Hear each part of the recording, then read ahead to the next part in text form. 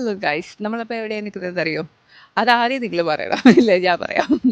അതായത് വീണ്ടും ഞാൻ സ്വീറ്റ് ലേക്കിലേക്ക് എത്തിയിരിക്കുകയാണ്. ഗോവയിൽ വന്നു കഴിഞ്ഞാൽ സ്വീറ്റ് ലേക്കിൽ വന്നില്ലെങ്കിൽ ഭയങ്കര ഒരു അസ്വസ്ഥതയാണ്. കാരണം ഇവിടെ വന്നൊന്നും ഇപ്പോൾ ചെയ്യുമ്പോഴത്തേക്കും കിട്ടുന്ന ഒരു റിഫ്രഷ്മെൻ്റ് ഉണ്ടല്ലോ. പ്രത്യേകിച്ച് കാലത്ത് തന്നെ വരണം കേട്ടോ. അത് ഞാൻ ഭയങ്കരമായിട്ട് എല്ലാവരോടും പറയും. നല്ല കാലത്ത് തന്നെ വന്ന് അധികം ആളുകൾ ഇറങ്ങുന്നതിന് മുന്നേ സ്വീറ്റ് ലേക്കിൽ ഇറങ്ങിക്കഴിഞ്ഞാൽ എന്താണ് അടിപൊളിയാണ്. നല്ലൊരു റിഫ്രഷ്മെൻ്റ് ആണ്. കാലത്ത് കൂടി അങ്ങനെ ആയിക്കോട്ടെ. എണ്ണ തേച്ച് മറ്റേ മഞ്ഞളൊക്കെ തേച്ച് ആക്കുളിയല്ല. പിന്നെ നമ്മൾ അഴാമ്പോൾ ബീച്ച് പാർക്കിങ്ങിൽ വണ്ടി നിർത്തിയിട്ട് അവിടെ നിന്ന് കുറച്ചധികം നടക്കാനുണ്ട്.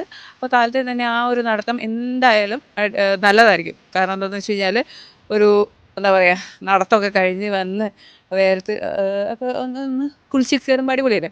പിന്നെ എന്താ കടലാണെന്നുണ്ടെങ്കിൽ കഴിഞ്ഞ പ്രാവശ്യം വന്നപ്പോഴത്തേക്കും ഭയങ്കരമായിട്ട് കയറി കിടക്കായിരുന്നു. ഇപ്പോൾ ഈ പറഞ്ഞ പോലെ അമാവാസ്യയൊക്കെ കഴിഞ്ഞിട്ടുള്ളൊരു ടൈമായതുകൊണ്ട് നല്ല രീതിയിൽ ഇറങ്ങി എടുക്കണം. അതുകൊണ്ട് അത്രയും വിശാലമായി എന്താ പറയുക, നല്ല വ്യൂവും കാര്യങ്ങളൊക്കെ കിട്ടും. കടലിലിറങ്ങുന്നവർക്ക് അങ്ങനെ ഇറങ്ങാം. പിന്നെ ഈ ഒരു ഏരിയയുടെ പ്രത്യേകത എന്താണെന്ന് വെച്ച് കഴിഞ്ഞാൽ നല്ല രസമുള്ള പാറകളൊക്കെ ഉണ്ട്. അപ്പോൾ അവിടെ നിന്നൊക്കെ ഉള്ള ഫോട്ടോസും കാര്യങ്ങളൊക്കെ എടുക്കാൻ പറ്റും. പിന്നെ ഒരേ സമയം ഈ പറഞ്ഞ പോലെ കടലിൻ്റെയും ലേക്കിൻ്റെയും പിന്നെ ഈ എന്താ പറയുക തെങ്ങൊക്കെ ഉള്ള കുറച്ചൊരു പച്ചപ്പ് ഹരിതാപം ബാക്കിലൊരു കാട് എല്ലാം കൂടെ ഒത്തു വരുന്ന ഒരു അടിപൊളി സ്ഥലമാണത്. അപ്പോൾ ശരിക്കും എപ്പോൾ വന്നു കഴിഞ്ഞാൽ നമുക്കിങ്ങനെ ഭയങ്കര വെയിലത്തു നിന്നൊക്കെ കയറി വന്ന് ഒരു കണ്ണിന് കുളിർമയൊക്കെ കിട്ടുന്ന ഭയങ്കര കാമായിട്ടുള്ളൊരു സ്പേസാണ്. ശരിക്കും പറഞ്ഞാൽ ഇത് ബീച്ചിൻ്റെ ഒരു എൻഡായിട്ട് വരും. അത് മാത്രമല്ല കേട്ടോ, ഇവിടെ കുറേ ബീച്ച് ആക്ടിവിറ്റീസൊക്കെ ഉണ്ട് കേട്ടോ, ഇതിൻ്റെ സൈഡിലും ബാക്കിലും ഒക്കെ ആയിട്ട്. അപ്പോൾ അങ്ങനെ ആഗ്രഹിച്ച് വരുന്നവർക്ക് അതും ആവാം. ശരിക്കും പറഞ്ഞാൽ ഒരു രാവിലെ തന്നെ ഇങ്ങോട്ട് വരുവാണെന്നുണ്ടെങ്കിൽ ഇവിടുത്തെ എല്ലാ ആക്ടിവിറ്റിയും എൻജോയ് ചെയ്ത് വൈകിട്ട് തിരിച്ചു പോകുകയാണെന്നുണ്ടെങ്കിൽ അടിപൊളിയാണ്. പിന്നെ ഇവിടുത്തെ ഫുഡൊക്കെ അവൈലബിൾ ആണ്. ഇതൊക്കെ കുറച്ച് കഴിയുമ്പോഴത്തേക്കും ഒരു 10 മണിയാകുമ്പോഴത്തേക്കും ഒക്കെ ഈ ഇവിടുത്തെ പോർഷൻ അവിടെ ചെറിയ ചെറിയ സ്നാക്സ്, നൂഡിൽസ് അങ്ങനത്തെ ഫുഡൊക്കെ കിട്ടും. പിന്നെ അവിടെ ഷാക്കുണ്ട് ഈ സൈഡിൽ. അപ്പോൾ അവിടെയാണെന്നുണ്ടെങ്കിൽ അത്യാവശ്യം നല്ല ഫുഡ്. പിന്നെ ഈ പറഞ്ഞ പോലെ ബെഡൊക്കെ ഇല്ലേ, അത് എത്ര അവേഴ്സിന് ഇത്ര രൂപ അങ്ങനെയൊക്കെയാണ്. അപ്പോൾ അതൊക്കെ എടുത്ത് ഇങ്ങനെ കുറച്ച് നേരം റിലാക്സ് ചെയ്യാനൊക്കെ പറ്റും ഇതിൻ്റെ ഇടയിൽ. അതേപോലെ നമുക്ക് ഇപ്പം ഇൻ കേസ് ഇത്രയും കാലത്ത് നടക്കാനൊന്നും വയ്യ, കാലത്ത് എനിക്ക് ഇത്രയും നടക്കാനൊക്കെ മടിയുള്ള മനുഷ്യന്മാരാണെന്നുണ്ടെങ്കിൽ നിങ്ങൾ ചെയ്തതിൻ്റെ ഇതിൻ്റെ സൈഡിൽ തന്നെ റൂംസ് അവൈലബിൾ ആണ്. അത് ആ റൂംസ് നോക്കി എടുക്കുകയാണെന്നുണ്ടെങ്കിൽ ഈ പറഞ്ഞ പോലെ കാലത്ത് നടത്തം ഒഴിവാക്കാം. പക്ഷേ ആരോഗ്യപരമായിട്ട് ഞാൻ എപ്പോഴും പറയാൻ എന്താ അറിയോ, എപ്പോഴും കുറച്ച് നടന്നൊക്കെ കാലത്ത് എണീറ്റ് നടന്നൊക്കെ വന്നു കഴിഞ്ഞാൽ പൊളിയല്ലേ പൊളി. പിന്നെ ഈ റൂംസും കാര്യങ്ങളും അതിൻ്റെ ലിങ്ക് അതിൻ്റെ റേറ്റ് കാര്യങ്ങളൊക്കെ ഞാൻ കമൻറ്റിലിടാം, അത് നോക്കിയാൽ മതി. ഓക്കെ. അതേപോലെ ഇവിടെ ഉണ്ടല്ലോ ഇവിടെ വരുമ്പോഴത്തേക്കും ഇവിടെ ഡ്രസ്സ് ചേഞ്ച് ചെയ്യാൻ, അതായത് നമ്മൾ നോർമൽ ഡ്രസ്സിലാണ് വരുന്നതെങ്കിൽ ഇവിടെ നിന്ന് ഡ്രസ്സ് ചേഞ്ച് ചെയ്ത് ബിക്കിനിയൊക്കെ ഇട്ടിട്ട് ഇവിടെ ഇറങ്ങാനൊക്കെ ഉള്ള സ്പേസും കാര്യങ്ങളൊക്കെ ഉണ്ട്. പിന്നെ ഇവിടെ കുറച്ച് എന്താ പറയുക മോർണിംഗ് കാര്യങ്ങളൊക്കെ ഉണ്ട്. അപ്പോൾ അത് കറക്റ്റായിട്ട് പാലിക്കുക. entering in a private property. Outside food പറ്റില്ല. Snacks, drinks allowed inside. Okay. ഇങ്ങനത്തെ സാധനങ്ങളൊക്കെ ഇവിടെ ഉണ്ട്, സ്നാക്സും ഡ്രിങ്ക്സും കാര്യങ്ങളൊക്കെ. ബോട്ടിൽ ഓക്കെ.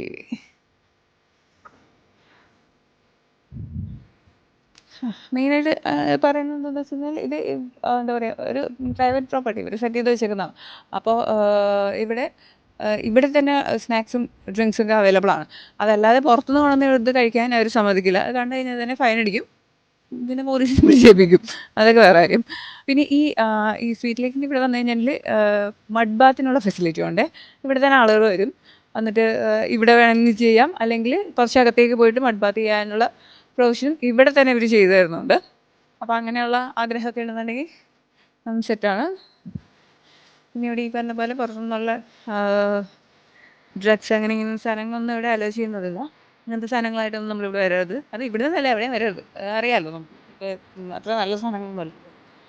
അത്യാവശ്യം ഇവിടെ വന്നു കഴിഞ്ഞാണെങ്കിൽ കൂടിപ്പോയി കഴിഞ്ഞാൽ ഒരു വിയറൊക്കെ ഇടിച്ച് ഭക്ഷണമൊക്കെ കഴിച്ചിരിക്കുന്ന പോലെ അല്ല.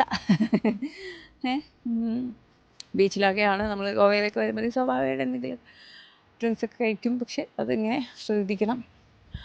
പിന്നെ ഇപ്പോൾ ഇവിടെ ഈ ലേക്കിലാണെന്നുണ്ടെങ്കിൽ ഇപ്പോൾ ചില ഭാഗത്ത് ആഴമൊക്കെ ഉള്ളതുകൊണ്ട് അവിടെ അവർ കറക്റ്റായിട്ട് ഇൻസ്ട്രക്ഷൻസൊക്കെ വെച്ചിട്ടുണ്ട്, ഡേഞ്ചർ ബോർഡൊക്കെ വെച്ചിട്ടുണ്ട്. അപ്പോൾ അതൊക്കെ ഒന്ന് ശ്രദ്ധിച്ച് കഴിഞ്ഞാൽ നമുക്ക് മൊത്തത്തിൽ നല്ലതാണ്. കാരണം നമ്മൾ എൻജോയ് ചെയ്യാനാണല്ലോ എപ്പോഴും എല്ലാ സ്ഥലത്തും വരുന്നത്.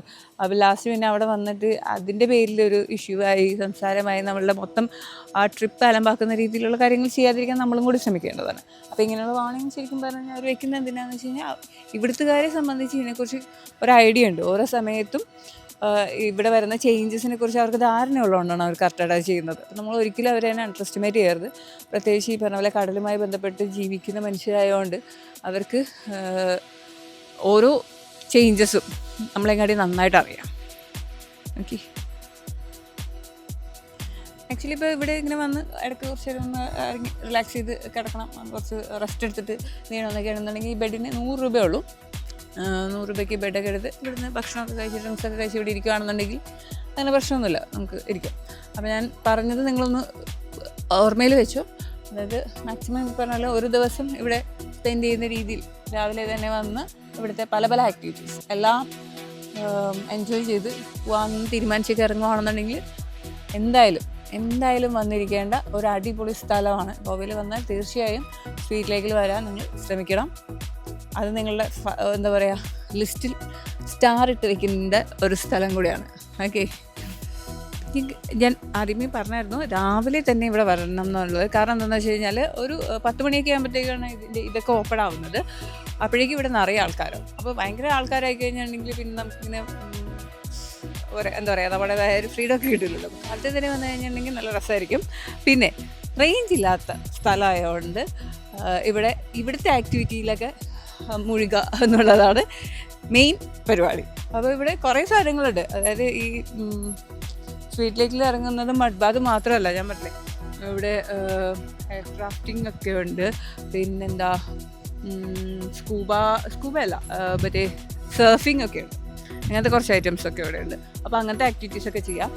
കുറച്ച് ഞാൻ പറയല്ലോ നടന്ന് ഇങ്ങനെ വരണം എന്നുള്ളതുകൊണ്ട് നമുക്ക് അത്യാവശ്യം എന്തെങ്കിലുമൊക്കെ പറഞ്ഞ പോലെ ബീച്ച് ബോൾ ഒക്കെ കയ്യിലുണ്ടെന്നുണ്ടെങ്കിൽ അങ്ങനെ ഒരു ഗ്യാങ് ആയിട്ടൊക്കെ വരികയാണെന്നുണ്ടെങ്കിൽ ഒരു ദിവസം മൊത്തം അടിച്ചു പൊളിക്കാൻ പറ്റുന്നത്. അപ്പോൾ അതിൽ മാത്രം നമ്മൾ ആ ഒരു ഗ്യാങ്ങിൽ തന്നെ ഇൻവോൾവ് ആയി കാര്യങ്ങളൊക്കെ ചെയ്യാൻ പറ്റും.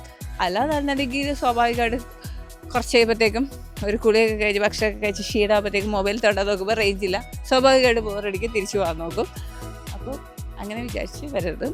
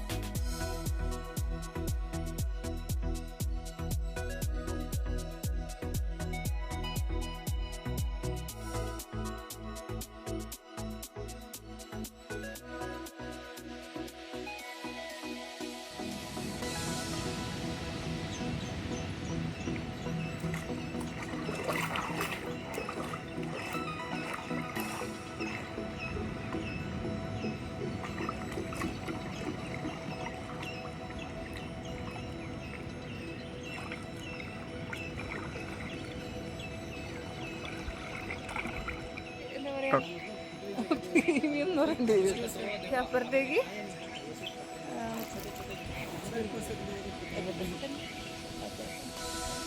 ഫ്രണ്ടിൽ ഒരു ഇതൊക്കെ ഉണ്ട്.